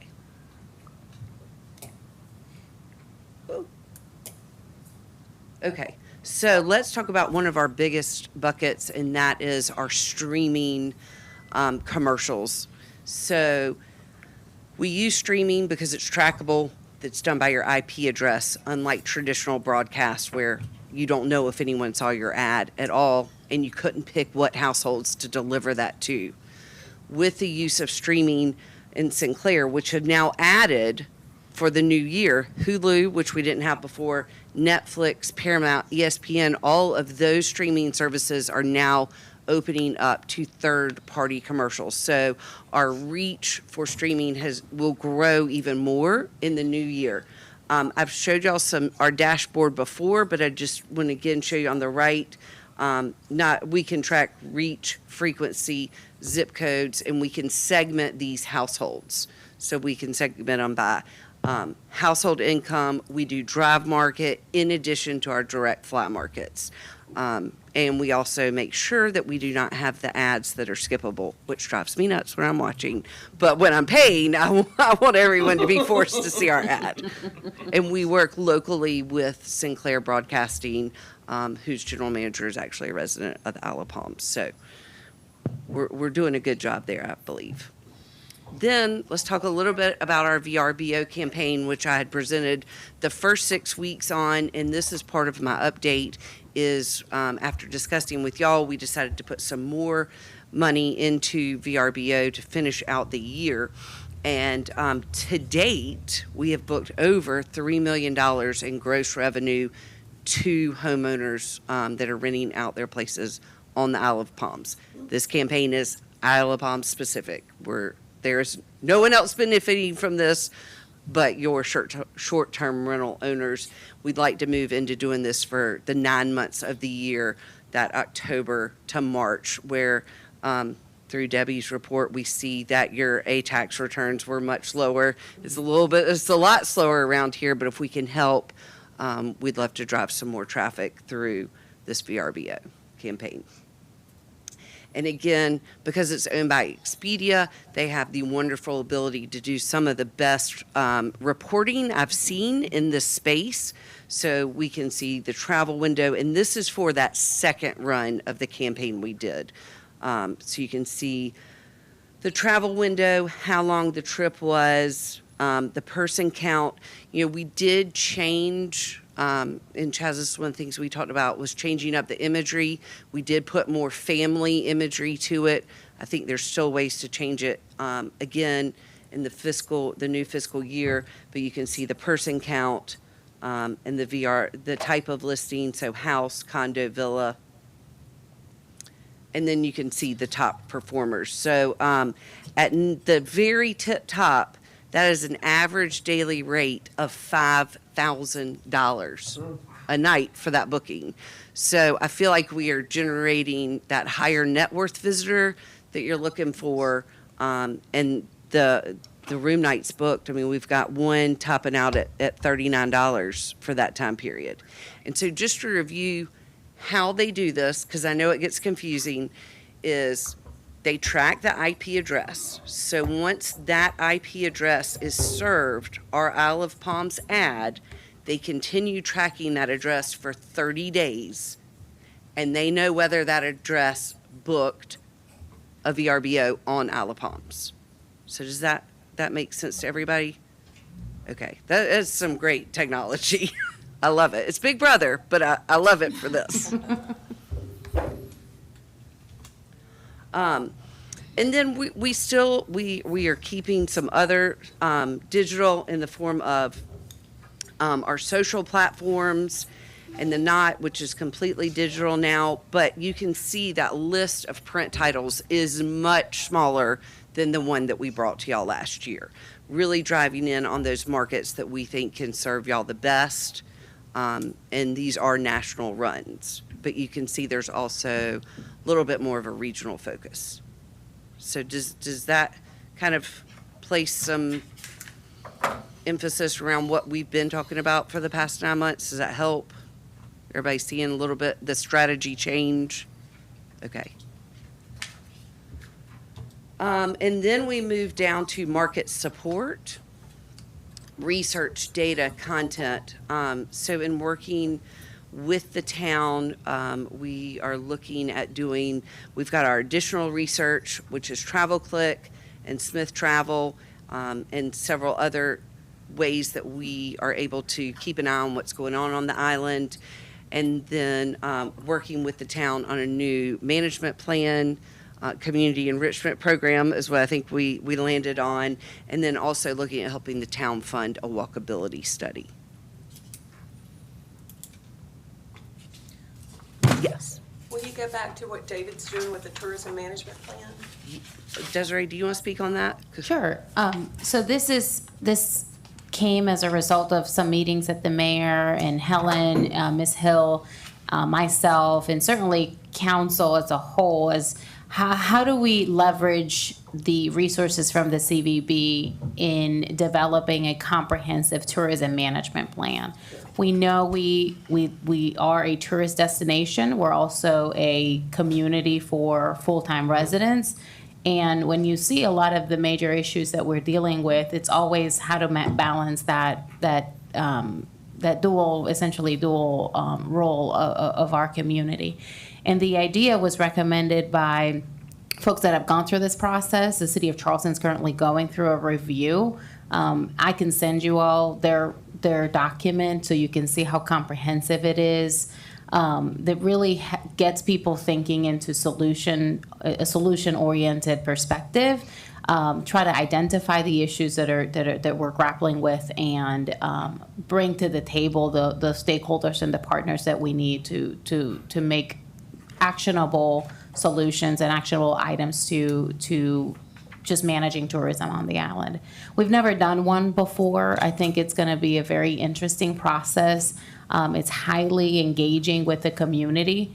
Ultimately, we will probably see the development of a committee that's going to be led by, we don't know yet, actually.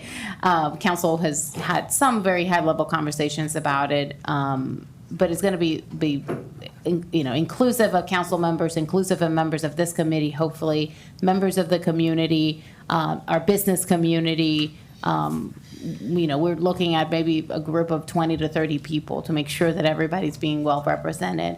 It includes a lot of community surveys, community focus groups, to really get to the root of what tourism looks like and should look like in the future for Isle of Palms. So it's a very intentional look at what tourism management looks.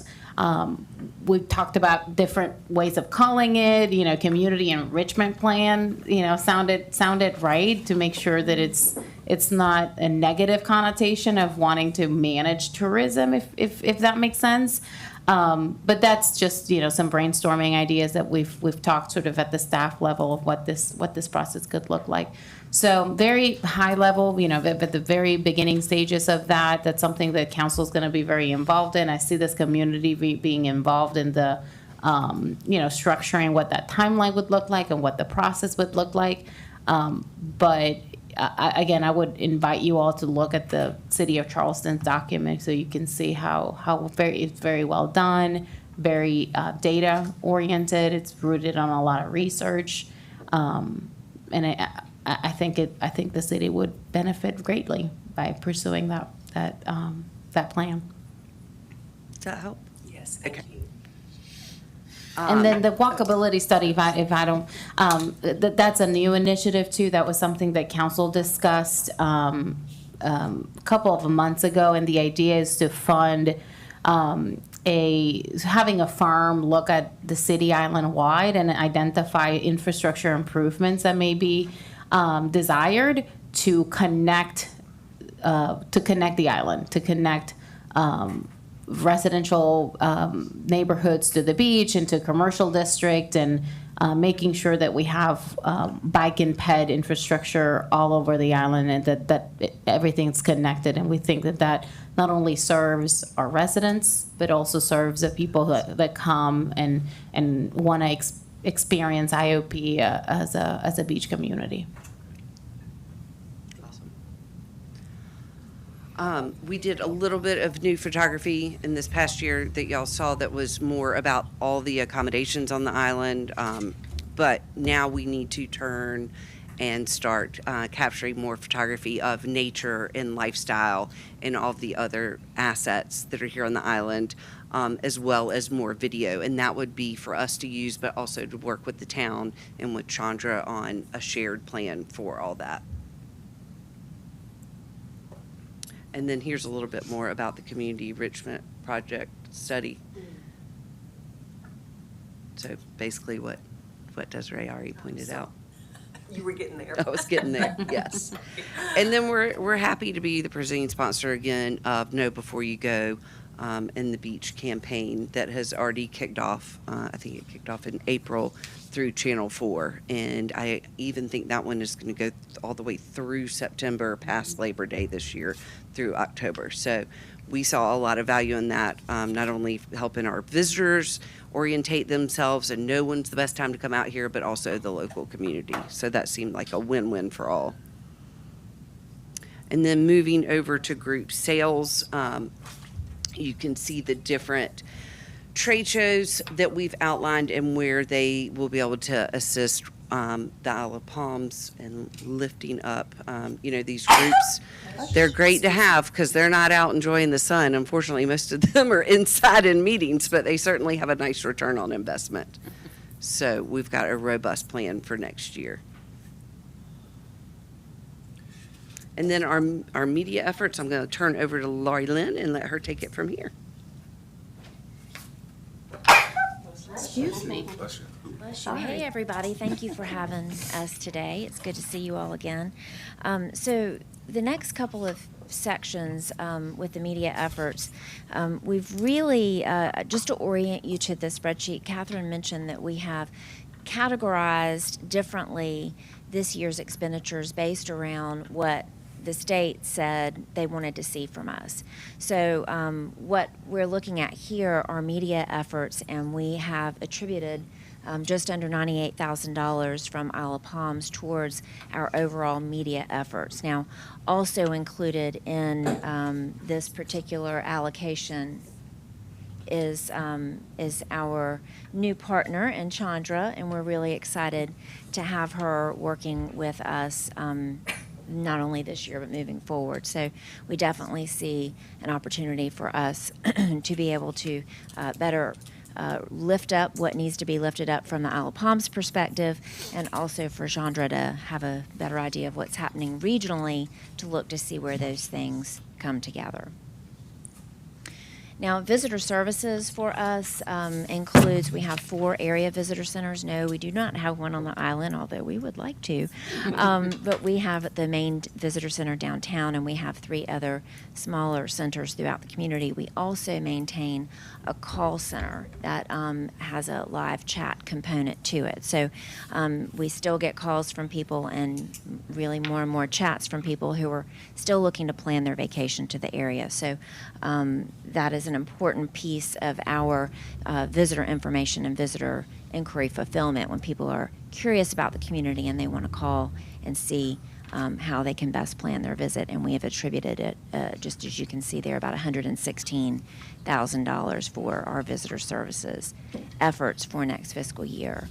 I hope that what you have seen from us today, as we are working towards our planning for next fiscal year, as Catherine mentioned, is a shift when I think about where we were 12 months ago and even 18 months ago. I hope that you have seen that we have been listening, and we are really working to bring to the table items that are addressing your questions. A year ago, we couldn't answer the question as well as we would have liked around what are you doing for short-term rentals, and those were very specific questions that we were answered, and I hope that you see that we are really working to answer some of the things that you've been asking from us.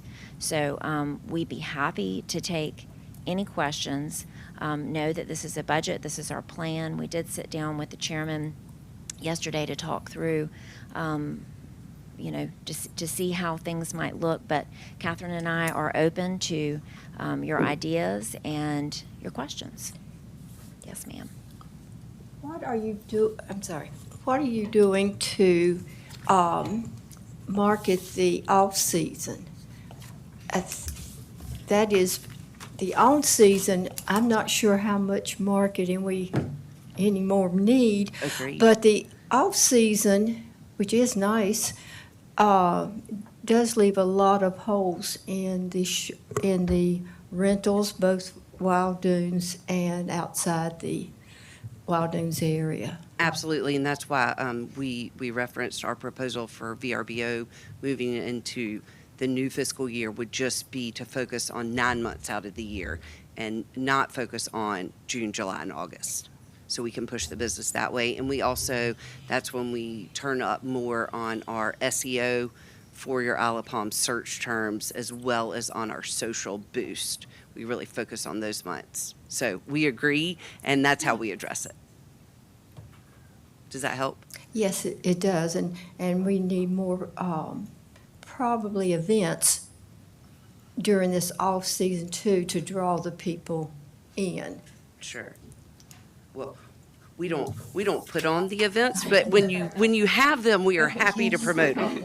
And we have a wonderful calendar of events that can lift those up that we promote on our website. And we're actually adding an events section to the beaches site, which was not on there previously, and we lift those up on our social as well. So if you bring them to us, we'll get them out there. Thank you. I would like to ask, I'm not sure what that budget adds up to, because there's been some changes. Yes. And it, on the top it says 1130, 1,130,000, and then there was like 1,115,000 maybe, and 1,081,000, a bunch of different numbers. I've been running some numbers I can show. Well, what I want to say is it doesn't make any sense to me for the city to have a budget to say that they're anticipating to spend $976,800 with CVB and not have the CVB budget mirror the same thing. It would seem to me as though both budgets should tie out, so we know we can say, okay, 976,800. Now I can go to this document and see what is included and all that. So, Debbie, I'd be happy to take a stab at that. Debbie and I have had some conversation around this already, and I think we recognize that we budget just a little differently. I think of us as being conservative budgeters. I think the city might be even a little more conservatively budgeted. If we don't take in what we have budgeted, that 1.13 is all our budget. If we don't take that all in, then we're going to know as the year goes along. I mean, Debbie and I stay in, Debbie or Debbie's replacement, stay in touch. So if we see that things are trending down, we're going to do a couple things. A, we're going to start pushing some advertising buttons to ramp up exposure. But B, we may start pulling back in some other ways. So that's something that we'll pay attention to quarter by quarter. I mean, Debbie, you might address that better than me. So just on this CVB budget, the 1,130,000 would be the same number as on the city's budget, the 982,800. Again,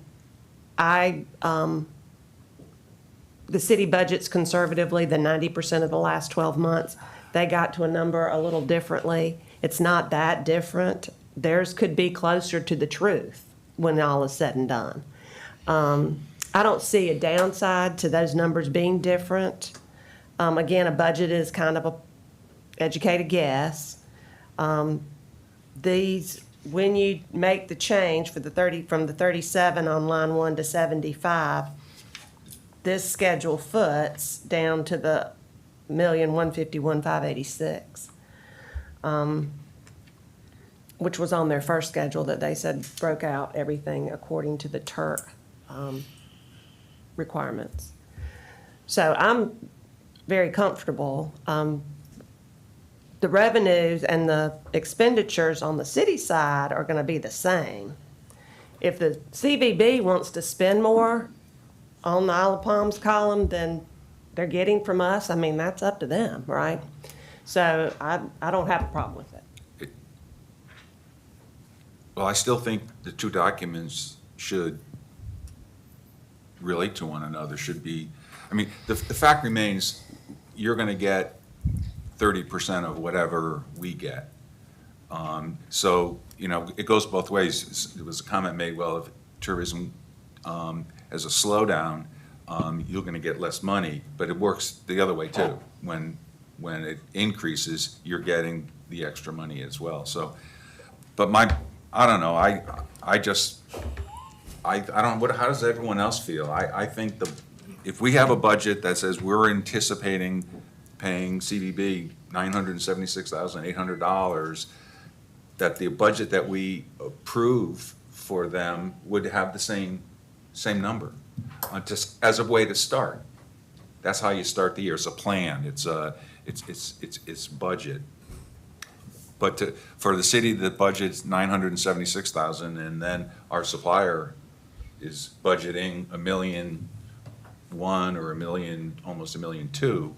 That seems to me out of sync. I don't see that big of a difference, and I think they're anticipating being more aggressive on the advertising side, so bringing in more ATAX money. So it's going to be increasing the Isle of Palms budget, which would increase what we give to them. Does that make sense? Mm-hmm.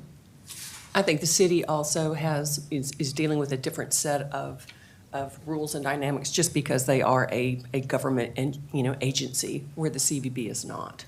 Just guided by something a little bit more strict, a little bit more transparent. Not that they're not transparent, but I don't have a problem with the two entities. Well, I'll also say, I know I listened to Debbie's methodology looking at 90%, and that's great. I understand why the city would want to be more conservative. Our methodology is looking at pace, so not only looking at how the year performed before, but also what we know to be on the books for the future, and how we're anticipating the year to line up. So I think we're coming at it a little differently, and I probably have tools that the city may not through that research. We can certainly share that, but you still may budget more conservatively, even knowing what you know. Yeah. I may be budgeting a little more aggressively because I'm looking at what I know to be future pace. I mean, there's no guarantee that, it's 30% regardless, 30% minus 21,000 regardless. So, it's not like we're counting on getting more than that. But I'll do we can handle it however y'all want to handle it. But that is our proposal to you for how we're, planning to spend accommodations tax from Isle of Palms this coming fiscal year. I would think that if we're trying to do year-over-year comp with you, that it's important that we maintain your same methodology so that we can see, how the buckets are changing year over year as y'all, budget and come across on the actual side, right? So if you're budgeted at 1.130 for this coming year, we're thinking we'll end up this year at where? right at $1 million. Don't look at her numbers, because they'll be 10%. No, I was looking at my own notes. I bring that, yeah, I'm So sorry. about $1 million, Yes, isn't in it? Okay, my so, head. so what we're looking at really is roughly a 10% increase. Okay, all right. So do y'all happen to have just real handy, the snapshot of this fiscal year? Because what I want to just kind of understand is not on a line-by-line basis, but in the buckets of Category 1 advertising, so non-print, kind of, how much is that changing year over year? Okay? And then, of course, the other thing is that I'm going to guess that we didn't have over $200,000 of non-working, if you will, budget being attributed to analytics. So I think it's great having all these plans and doing this, but when you take out non-working advertising out of the equation, in theory, you could see a decrease in revenues. In theory, right? So, when you ask about the current year, are you talking about actual or as opposed to budget? No, let's just, so right now, for example, we're at $559,000 in digital, okay? Where do we think we're gonna be at the end of this year? Well, there's a little bit of a problem here because the new budget was formulated or was structured under the new Turk categories. Right. Whereas the old budget, those categories didn't exist. So I think it's going to take some time to pull numbers from this area and that area to compare. But what we can tell you roughly though, Yeah. Chaz, and I appreciate, you're exactly right, Ray, that the Turk categories forced us to move some things in one place when they might have been reflected in others. So hopefully moving forward, this will be less Okay. messy. Okay. But very quickly, I can tell you that of the 529 that you're looking at in the advertising category, much of those items for the current fiscal year were budgeted at $256,000. So it's almost double. It's almost a double. And most of that came through what Catherine is planning with the OTT, the Sinclair on streaming OT services. Right, and then this, right, and the 75 on BR. Yeah, and the VRBO. Absolutely. So I hope that very quickly answers some No, of no, the it's- big pocket. And then there was a reduction in print, and it's not dramatic, but the current year, we have 265,000 budgeted in print. Right. And next year's budget accommodates for 217,000. So you see a little bit of a reduction there.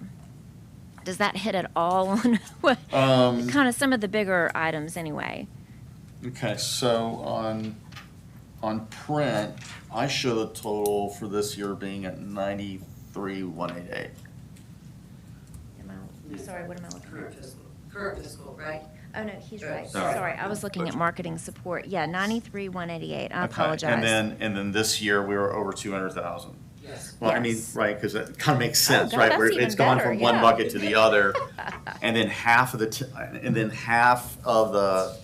analytics and whatever is basically, half of that's coming from the 10% increase, and then 10% from elsewhere. There you go. I mean, Thank that's you. You really said how it it much looks better like. than I. Right, in Yes, broad did. stroke. Okay, so, so I think, so the big thing, is obviously, you're coming down, significantly in print, and we had that discussion last year as well. Right. That's kind of big, but you also had, in terms of, from a targeting standpoint, great magazines and great targeting. I thought that was great. And then we're kind of coming back to here, what I kind of consider as second tier. The AAAs of the world and whatnot.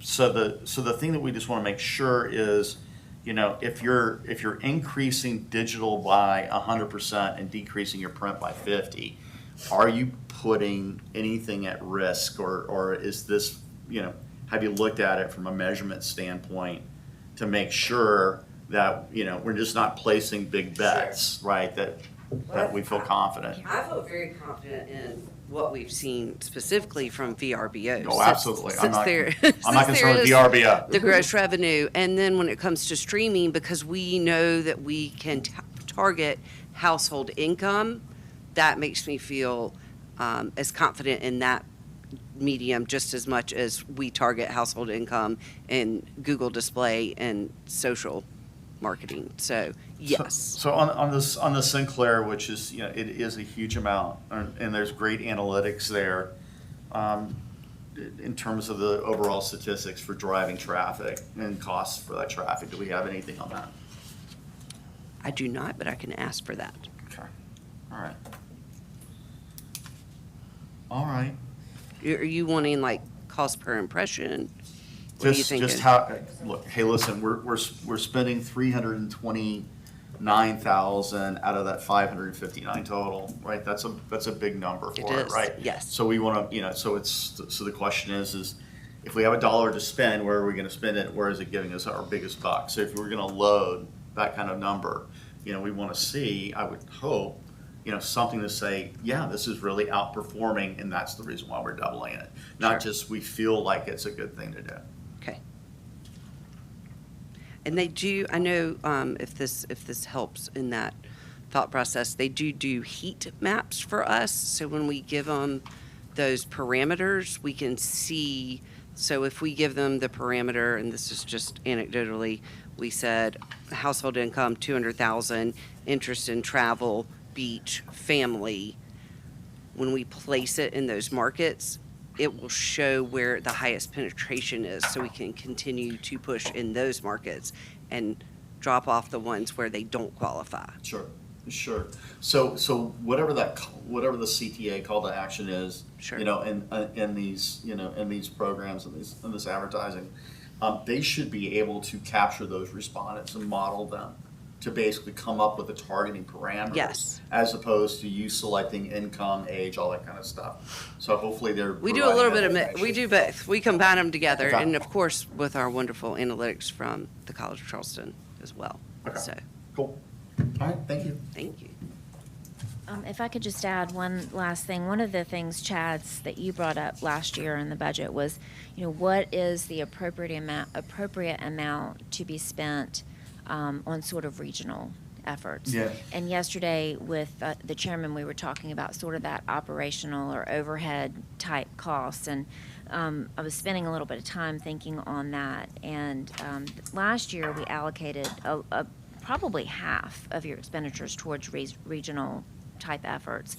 And this year, when we're looking at what we're spending specific to Isle of Palms and then specific to the island communities, what remains is we've got about 22% of your expenditures going towards that overhead regional type approach. So Yep. to me, that feels like a fair number, Yep. but I just wanted to throw No, I that out think- because I remember you mentioning that last year. Yeah, I think that's obvious. I think that's great. We greatly appreciate everything that y'all have done over the last year. Okay.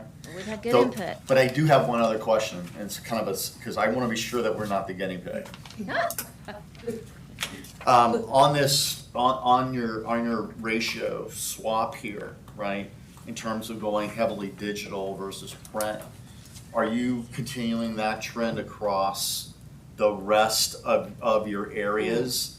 You know, like you're turning your dials Yes. for everybody. Yes. now. Good. Okay.